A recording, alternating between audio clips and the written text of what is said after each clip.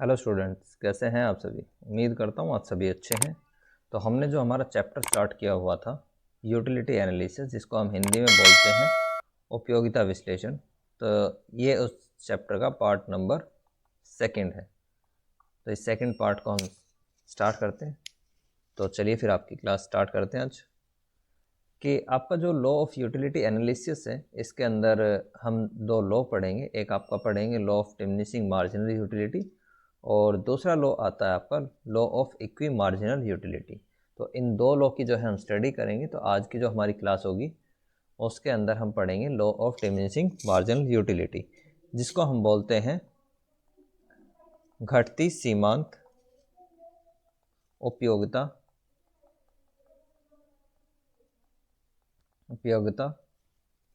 का नियम। घटती सीमांत उपयोगिता का नियम जो है हम अपने इस क्लास के अंदर पढ़ेंगे।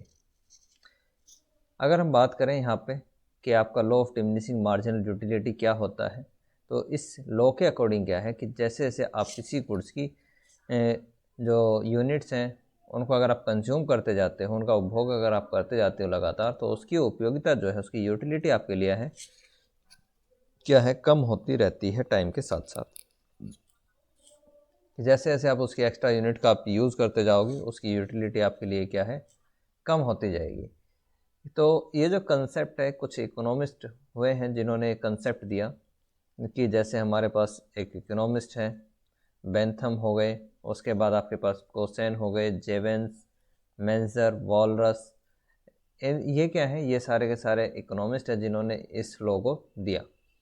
जेवेंस के अकॉर्डिंग क्या है, this law is based on the weber furniture psychological law, which state that the increase in the quantity of commodity, the significance of its additional unit goes on diminishing। ये कहते हैं कि अगर आप किसी भी गुड्स की अगर एक्स्ट्रा यूनिट आप क्या है कंज्यूम करते जाते हैं, जैसे जैसे आप इंक्रीज करते हैं यूनिट्स को, तो उसकी जो उपयोगिता है आपके लिए, जो उसकी यूटिलिटी है, वो आपके लिए क्या हो जाएगी, कम होती रहेगी। तो इसकी ये बात कही, और इसी को हम बोलते हैं गोसेन का फर्स्ट लॉ। तो आपके एग्ज़ाम में क्वेश्चन जो है वो ऐसे भी आ सकता है कि गोसेन का फर्स्ट लॉ ऑफ यूटिलिटी क्या है, इसका जो है आप वर्णन करें या इसकी एक्सप्लेनेशन आप दें। तो आपको पता होना चाहिए कि जो गोसेन का फर्स्ट लॉ है उसी को हम बोलते हैं law of diminishing marginal utility. अब अगर हम बात करें इस लॉ की, तो ये लॉ जो है हमारा एप्लीकेबल होगा, उसके लिए कुछ अजम्पशंस हैं। जो हमारी फर्स्ट अजम्पशन इसके अंदर आती है, कुछ मान्यताएं हैं, जो कि हमारी पहली है कि utility can be measured in cardinal numbers, कि जो उपयोगिता है उसको आप क्या है नंबर्स के अंदर काउंट कर सकते हैं, यानी कि उसकी जो गणना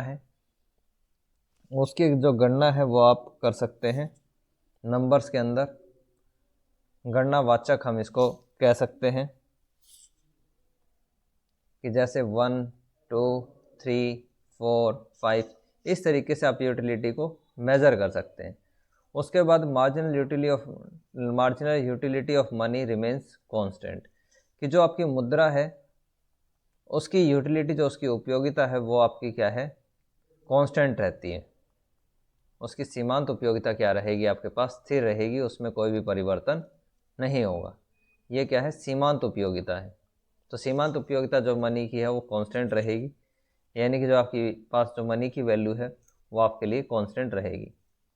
marginal utility of every community is independent, कि जो आपकी हर एक यूनिट की जो कम्युनिटी है वो आपकी क्या है, स्वतंत्र रहेगी। उसके बाद आता है कि every unit of community being used is the same quantity and size, कि जितनी भी आप गुड्स को आप यूज़ कर रहे हैं उसकी प्रत्येक जो गुड्स है उसकी प्रत्येक क्वांटिटी आपके लिए क्या रहेगी, उसका साइज़ या जो उसके गुण हैं, जो क्वालिटी या फिर हम साइज़ की हम बात करें, तो वो आपके लिए क्या रहेंगे, सेम रहेंगे हर एक क्वांटिटी के लिए। जैसे कि अगर बात करें रोटी की अगर हम बात करें साइज़ की, कि अगर एक रोटी का साइज़ आपने इतना बड़ा कंज्यूम करा है, उसका साइज़ अगर ये है, तो ये तो हो गया फर्स्ट के लिए। तो आप ऐसा नहीं कर सकते कि जो सेकंड रोटी है उसका साइज़ आप छोटा रखें। अब जितनी भी रोटियां कंज्यूम करेंगे उस सभी का साइज़ जो है वो इसके इक्वल होना चाहिए, और जितना आटा आप यूज़ करते हैं उतना ही आटा आप क्या है दूसरी रोटी करेंगे। यूज़ करेंगे। तो ये यहाँ पे है। उसके बाद आपका आता है there is a continuous consumption of community, कि जो आप कम्युनिटी है उसका आप लगातार उपभोग करेंगे। कि अगर आप रो रहे हैं तो ऐसा नहीं है कि दूसरी रोटी के लिए आप कल उसका यूज़ करें करते यहाँ पे बात नहीं करते। यहाँ पे जो उपयोगिता का संबंध है वो है कि आप रोटी का जो कंजम्पशन है वो आप इसलिए करेंगे कि अभी आपने एक खाई है तो फिर साथ में आप दूसरी, तीसरी, चौथी, पांचवी और छठी रोटी आप इस तरीके से क्या है उसको एक ही टाइम पीरियड पे आप कंज्यूम करेंगे। तो ये आता है। फिर उसके बाद आता है suitable quantity of community is consumed, कि जो आपकी मात्रा है वस्तु को उपभोग करने की वो क्या हो, सुटेबल हो, उचित मात्रा आप कंज्यूम करें। नेक्स्ट आता है इसकी there is no change in the income of consumer, की जो उपभोक्ता है उसकी आय में कोई भी परिवर्तन ना हो। थर्ड इसके अंदर आता है there is no change in the price of community and its substitute, कि जो आपके पास गुड्स हैं उसके प्राइस, उसकी कीमत है, उसमें किसी भी प्रकार का जो है वो चेंज ना हो, किसी भी प्रकार का कोई भी परिवर्तन उसके अंदर ना हो। लास्ट हमारे पास आते हैं there is no change in taste, character, fashion, habits of consumer, कि जो आपका कंज्यूमर जो उपभोक्ता है उसके किसी भी प्रकार के टेस्ट में, यानी कि उसकी रुचि में, उसका जो फैशन है उसमें, या उसकी जो आदतें हैं उसमें किसी भी प्रकार का परिवर्तन नहीं होना चाहिए। नेक्स्ट अगर हम बात करें इसकी एक्सप्लेनेशन की, तो इसकी एक्सप्लेनेशन जो है वो हम देख लेते हैं कि आपकी law of diminishing marginal utility किस तरीके से काम करती है। इसमें आपका इससे अगर हम हुई हो, बस क्या दी हुई हो, नंबर ऑफ आइसक्रीम दी हुई है, तो आपको दिए हुए हैं अगर मार्जिनल यूटिलिटी अगर मान लीजिए पहले करते हैं तो उससे जो आपको और के इक्वल मिलती है। सेकंड जो कप है उसका उपभोग करा तो आपको यूटिलिटी, जो मार्जिनल यूटिलिटी है वो आपकी क्या हो गई, कम हो गई, 3 हो गई। क्यों? क्योंकि जब आपने उपभोग करा था पहले कप आइसक्रीम का, उपयोगिता थी आपके लिए वो बहुत ज़्यादा अच्छी लग रही थी। लेकिन अगर आपको एक साथ 2 मिल जाए तो इस पहले के कंपैरिजन में आपकी जो यूटिलिटी है वो क्या हो जाएगी, कम। अगर आपको और ज़्यादा आइसक्रीम मिल जाए थर्ड कप, तो इसकी यूटिलिटी आपके लिए और कम होगी। क्यों? क्योंकि अब आपने काफ़ी आइसक्रीम खा ली है। फोर्थ के बाद आपके लिए और यूटिलिटी कम हो गई, और फिफ्थ कप अगर आपको खिला दिया जाए तो आपके लिए उसकी जो उपयोगिता है वो 0 हो जाती है। लेकिन अगर उसके बाद भी अगर आपने 6 यूनिट का कंजम्पशन करा तो जो मार्जिनल यूटिलिटी है आपकी वो -1 कम हो जाती है। बढ़ने की बजाय ये आपको बेनिफिट करने के बजाय ये आपका क्या है, लॉस कर देती है, उसको आपको क्या है, हानि पहुंचा सकती है। तो इसको हम बोलते हैं कि आपकी जो मार्जिनल यूटिलिटी है वो आपकी 3 टाइप्स की हो सकती है। कि अगर हम बात करें यहाँ तक तो ये क्या है, आपकी पॉजिटिव होगी। उसके बाद ये आपका जो है इस पॉइंट पे ये आपकी 0 होती है, और फिर ये क्या हो सकती है, नेगेटिव। तो यहाँ पे हम जो एक चीज़ याद रखेंगे, जो आपकी मार्जिनल यूटिलिटी है वो आपकी क्या है, पॉजिटिव भी हो सकती है, 0 भी हो सकती है, और आपकी क्या है, नेगेटिव भी हो सकती है। तो मार्जिनल यूटिलिटी आपकी इसके अंदर तीनों हो सकती है कंडीशन। तो इसी को क्या है, डायग्राम से जो है वो शो किया गया है कि जब आपने 1 यूनिट का जो कंजम्पटिविटी किया, मार्जिनल यूटिलिटी क्या थी। कि अगर हम बात करेंगे आपके पास ये जो डायग्राम है इसके अंदर 2 चीज़ है, जिसके ऊपर हमने क्वांटिटी ऑफ गुड्स लिया है, और एक हमारे पास क्या है, ओ वाई एक्सिस है, जिसके ऊपर हमने यूटिलिटी या उपयोगिता को लिया है। ये जो डायग्राम क्या है, नेगेटिव पॉइंट भी दिखाना है, तो ये इस तरीके से यहाँ पे बना हुआ है। इसको हम बोलते हैं ओ एक्सिस, और ये हमारे पास क्या है, वाई, और इसको अगर आप नाम देना चाहें तो ये आपके पास आता है माइनस। तो आपकी जो यूटिलिटी है वो आपकी कुछ इस तरीके से मार्जिनल यूटिलिटी, ये आपके पास क्या है, मार्जिनल यूटिलिटी का कर्व है, जो कि आपका इस पॉइंट से ऊपर यानी कि ये वाला जो आपका पास पार्ट है, यहाँ पर आपकी जो मार्जिनल यूटिलिटी है वो पॉजिटिव है। जो ये आपका पॉइंट है, इस पॉइंट का अगर हम नाम दे दें बी, तो यहाँ पे आपकी जो मार्जिनल यूटिलिटी है वो 0 है, और नीचे आपकी जो मार्जिनल यूटिलिटी है ये क्या है, माइनस में है, यानी कि नेगेटिव है। तो इसी को क्या है, यहाँ पर आपका जो डायग्राम है इसमें शो किया गया है कि अगर हम बात करें इस हम पॉइंट के, हम इसको नाम दे देते हैं, चलिए यहाँ पे ए पॉइंट हमने जो है इसका नाम दे दिया। तो इस ए पॉइंट के ऊपर क्या है कि आपने जो यूटिलिटी जो आपको मिली है किससे, एक क्वांटिटी जो आपने फर्स्ट यूज़ करी थी उससे आपको 4 के इक्वल यूटिलिटी आपको मिली। जैसे आपने 2 क्वांटिटी का कंजम्पशन किया तो आपके लिए जो इसकी यूटिलिटी थी वो क्या हो जाएगी, कम, और वो 3। ये जो आपके पास पॉइंट है, इस पॉइंट को अगर हम बी नाम दे दें तो ये आपके पास बी पॉइंट के ऊपर इक्विलिब्रियम आपका शो करता है। उसके बाद अगर हम पॉइंट सी की बात करें तो सी बताता है कि अगर आपने 3 यूनिट कंज्यूम करी हैं तो आपको जो यूटिलिटी मिलेगी वो 2 के इक्वल आपको मिलती है। अगर हम बात करें पॉइंट डी की, तो पॉइंट डी आपको क्या शो करता है कि अगर आप 4 यूनिट किसी गुड की कंज्यूम करते हैं, आइसक्रीम की, तो आपको जो यूटिलिटी मिलती है वो 1 के इक्वल मिलती है, और अगर आप 5 यूनिट आप कंज्यूम करेंगे इसकी तो आपको यूटिलिटी जो मिलेगी वो 0 के इक्वल मिलती है। लेकिन अगर आपने फिर भी यूज़ करा गुड्स का तो आपकी जो यूटिलिटी है वो कम होकर कितनी हो जाएगी, -1। तो जब आप इन सभी पॉइंट्स को ए बी सी डी, और आपके पास इस पॉइंट को अगर हम नाम दे दें कि ये आपके पास ई है और ये आपके पास एफ है, तो जब आप इन सभी पॉइंट्स को मिलाएंगे तो आपके पास जो कर्व आता है वो आपके पास आ जाएगा मार्जिनल यूटिलिटी कर्व, जो कि आपका पॉजिटिव भी है, नेगेटिव भी है, और आपका क्या है, 0 भी है। पॉइंट है जो आपके पास इस डायग्राम के अंदर पॉइंट सी को शो कर सैचुरेशन, या आपके सैचुरेशन यानी कि ये आपके संतुष्टि लेवल को जो है वो दिखाता है कि यहाँ पे आपका जो संतुष्टि लेवल है वो पूरा हो जाता है, इसके बाद आप कंज्यूम करने की जो आपकी इच्छाएं हैं वो नहीं रहती। अगर हम बात करें सिंपली, तो सिंपली ये जो आपका 0 है, 0 शो करता है कि अगर आपने रोटी का कंजम्पशन किया है या आप आइसक्रीम का कंजम्पशन कर रहे हैं तो उस केस के अंदर आपकी जो भूख है वो पूरी तरीके से क्या हो गई, ख़त्म हो गई है। तो ये वो पॉइंट नहीं आपका आ जाता है। तो ये आपके पास था law of diminishing marginal utility. इसके कुछ एक्सेप्शनल केसेस होते हैं जिसको हम बोलते हैं अपवाद। तो अपवाद आपके क्या होते हैं कि ये लॉ जो है आपका law of diminishing marginal utility आपका कहाँ कहाँ पर एप्लीकेबल नहीं होता है। तो ये चीज़ें आपको खुद अपने आप पढ़नी है कि आपका क्यूरियस एंड रेयर चीज़ेस तो इनके अंदर क्या होती है कि दुर्लभ या विचित्र वस्तुएं होती हैं। उनके केस में क्या होता है, माइजर यानी कि अगर कोई इंसान कंजूस है तो कंजूस के केस में चीज़ें किस प्रकार से होती हैं कि अगर कोई व्यक्ति क्या है, कंजूस, तो ये चीज़ें आपको खुद पढ़नी पड़ेंगी। उसके बाद आता है जैसे आपके पास कोई अच्छी बुक है या आपको अच्छी कोई करती है तो उसके बारे में आपकी जो लॉ है वो किस तरीके से एप्लीकेबल नहीं होता, तो उसकी आप स्टडी करेंगे। फिर इसमें आता है ड्रंकर्ड कि कुछ लोग जो है वो ड्रिंक करते हैं, यानी कि शराब भी व्यक्ति जो आपका पास होता है उसके लिए क्या है। फिर यहाँ पे एक आता है इनिशियल यूनिट कि अगर आपकी जो प्रारंभिक इकाई है उस केस के अंदर आपका जो लॉ है वो किस तरीके से एप्लीकेबल नहीं होता। इसी तरीके से इस लॉ के जो एप्लीकेबल हैं वो कारण क्या है कि जहाँ पर ये लॉ है अप्लाई होता है।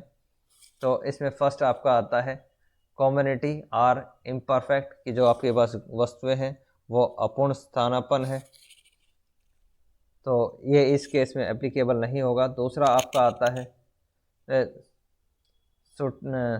स्टेबिलिटी ऑफ पर्टिकुलर वांट्स कि जो आपके वांट्स हैं उसमें क्या रहे,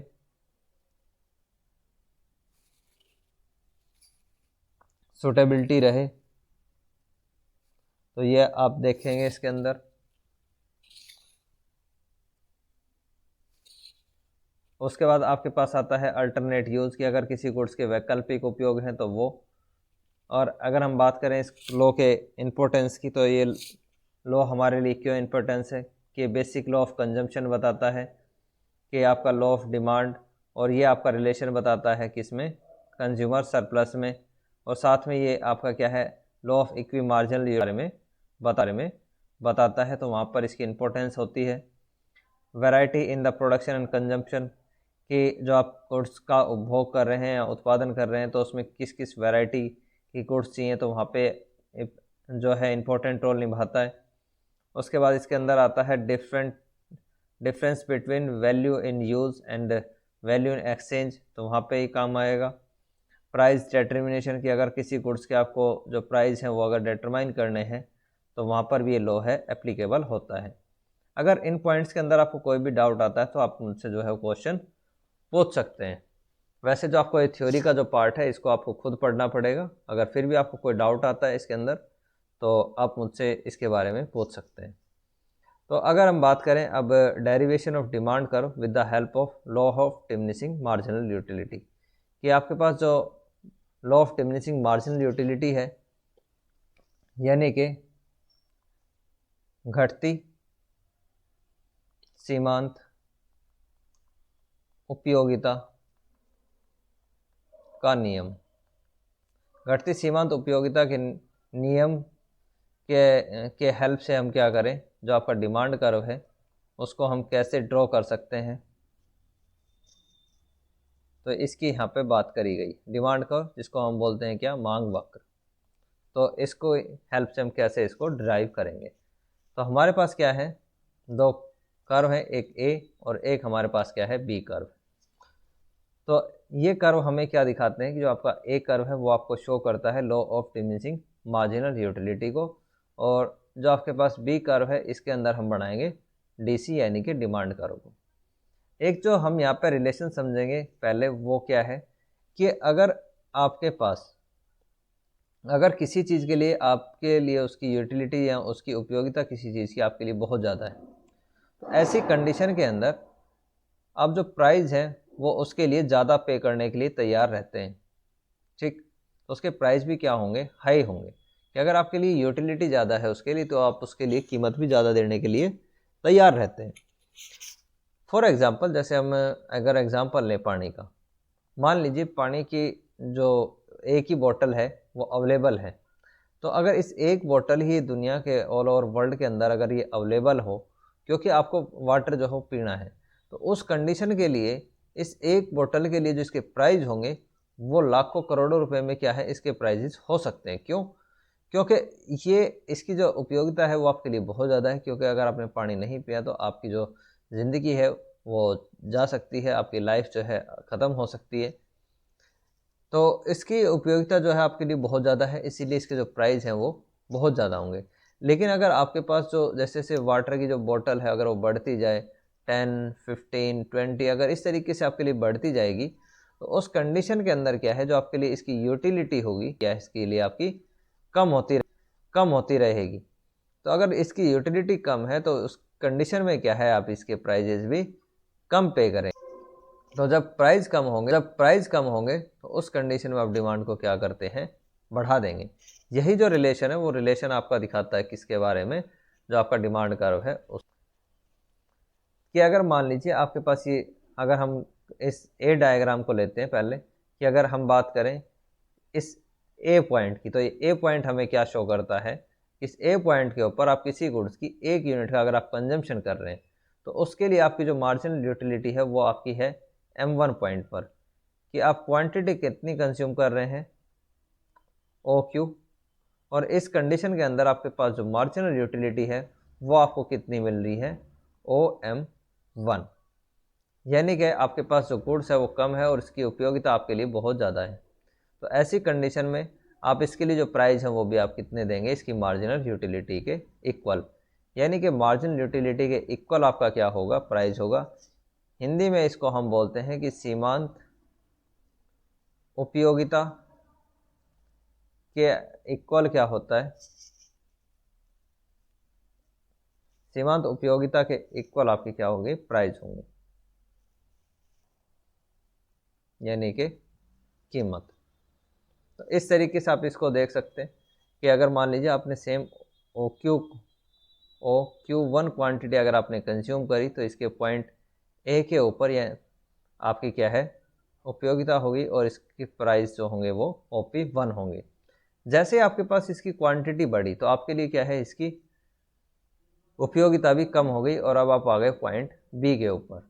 तो इस बी पॉइंट के ऊपर आपकी क्या है कि क्वांटिटी आपके पास क्या है, OQ2 है, और जो आपके पास मार्जिनल यूटिलिटी है इसकी वो कितनी हो गई, OM2, यानी कि आपकी जो मार्जिनल यूटिलिटी है वो पहले के कंपैरिजन में क्या हो गई, कम हो गई।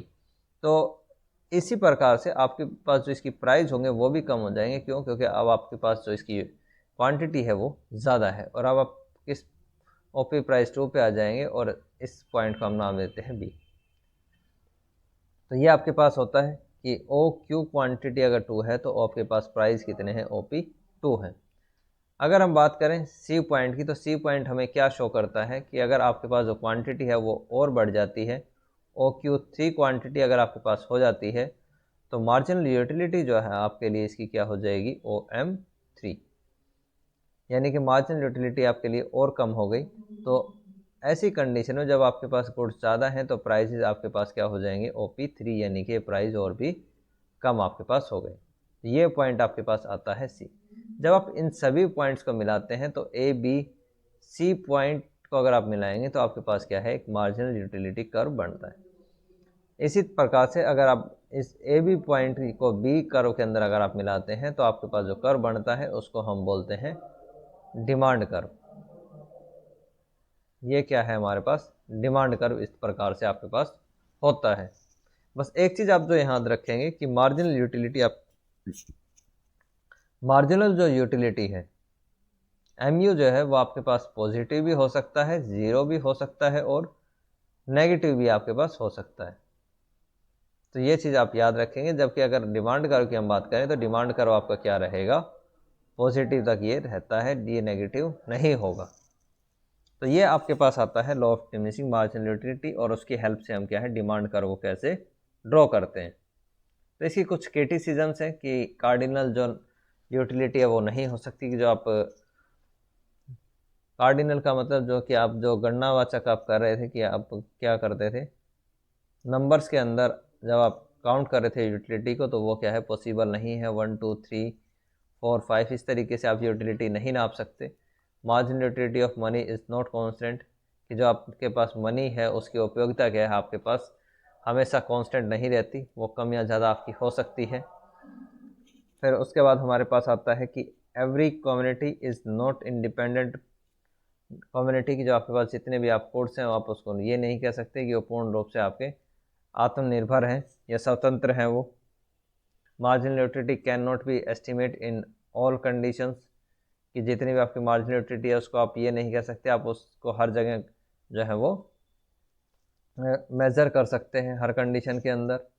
उसके बाद आपके पास पॉइंट 6 फिफ्थ आता है जो कि अनरियलिस्टिक अजम्पशन है, कि जो आपकी मान्यताएं हैं वो